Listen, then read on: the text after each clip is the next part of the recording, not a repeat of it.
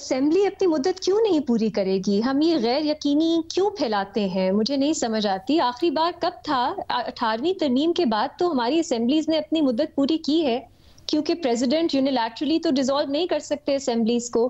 तो क्या होगा? क्या हम एक्सपेक्ट कर रहे हैं कि जो प्राइम मिनिस्टर है वो खुद असेंबली डिसॉल्व कर देंगे, फ्रेश इलेक्शन में चले जाएंगे? वो क्यों करेंगे?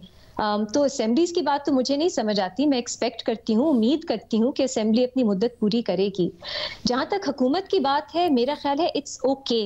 हुकूमतें बहुत से ममालिक ऐसे हैं जहां कोalition गवर्नमेंट्स बनती हैं, वो टूटती हैं, एक और हुकूमत बनती है। ये जैसे हमारे नंबर्स हैं इस वक्त इलेक्शंस के बाद, ये पॉसिबल है कि अलायंसेस मुख्तलिफ बने 5 साल के अंदर।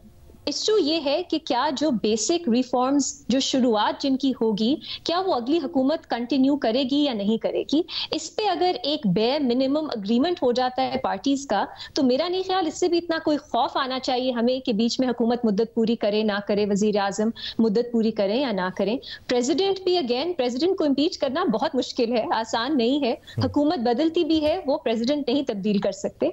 तो ये थोड़ी सी हम चीजों को मेरा ख्याल है कंफ्यूज कर देते हैं। देखिए, आई एग्री, कोलिशन गवर्नमेंट और खास तौर पे ये तो माइनॉरिटी गवर्नमेंट है एक तरह की, इसके लिए बहुत से चैलेंजेस होंगे। लेकिन जस्ट दूसरी तरफ अगर 2/3 हुकूमत आप किसी बन जाती है, एक पार्टी को आप दे देते हैं 2/3 मेजोरिटी, क्या पाकिस्तान जैसे मुल्क में जहां इतनी डाइवर्सिटी है, जहां हम प्रोविंशियल ऑटोनॉमी है काफी हद तक, वहां क्या हम चाहेंगे कि इस कदर मेजॉरिटी के साथ आपकी जो गवर्नमेंट है इस्लामाबाद में वो ऐसी बैठे कि उनके फैसलों पे कोई अकाउंटेबिलिटी ही ना हो? तो मेरे लिए तो ये भी एक स्केरी प्रोस्पेक्ट है।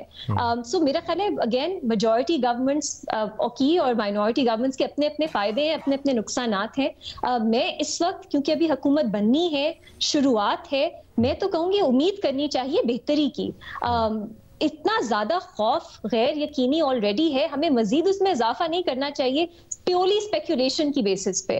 क्योंकि अगर हमने स्पेकुलेट ही करना है, अगर 2/3 मेजॉरिटी के साथ भी हुकूमत बने, मैं सोचूं कि 18वीं तरमीम खतरे में ना हो, मैं सोचूं कि अगर प्राइवेटाइजेशन है उसके ऊपर कोई अकाउंटेबिलिटी ना हो, ये सब जो फैसले हैं इसके ऊपर बेहतर है कि एक और पार्टी है जिसका मुख्तलिफ आइडियोलॉजी है, मुख्तलिफ पर्सपेक्टिव से आती है, वो उस पर कोई चेक्स एंड बैलेंसेस रख सके। ये भी एक पर्सपेक्टिव हो सकता है कोलिशन या माइनॉरिटी गवर्नमेंट्स पे।